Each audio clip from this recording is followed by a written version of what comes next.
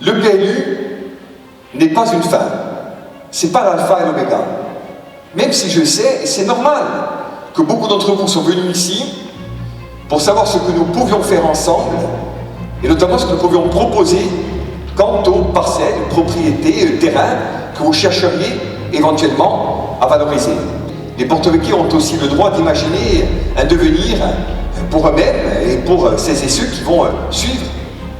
On peut, et j'en suis sûr, trouver un point d'équilibre entre vos attentes, vos projets personnels, vos projets économiques et le projet que nous avons à cœur de porter et de matérialiser au travers du plan local d'urbanisme.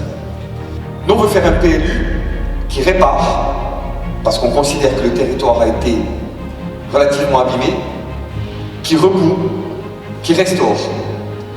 Un PLU qui rééquilibre et un PLU qui dynamise. Parce que nous n'oublions pas que nous sommes aussi la première station touristique de Corse, un bassin d'emploi dynamique, une zone dans laquelle on crée de l'activité, de l'emploi, et que notre vocation, au regard de la Corse et au-delà, eh bien, c'est de continuer dans cette direction et d'arrimer une stratégie de croissance au profit des générations futures.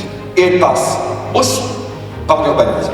La situation est figée, bloquée, que le sentiment d'injustice, il va croissant entre des résidences secondaires qui sont stigmatisées, qui représentent des millions d'euros, et des Porto-Vecchie qui n'accèdent ni au logement social, ni au logement intermédiaire, ni à la propriété, ni même à un permis de construire pour construire leur maison à côté de la maison de leurs parents.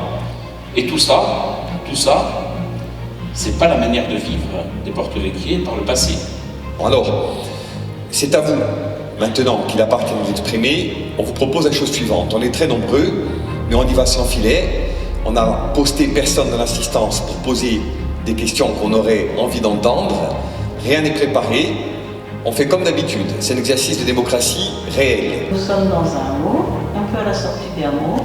Il y a beaucoup de maisons et il y a ces fameux terrains, je crois qu'on dit dents creuses, c'est bien ça? Voilà. Que va-t-on faire de ces dents creuses? Est-ce qu'on va regarder les voisins construire et nous, propriétaires, depuis des générations, on va dire la maison de la chance? Ou on va essayer de faire quelque chose pour toutes les personnes dans notre cas? Sur la question d'abord des dents creuses, la commune a une position qui est claire.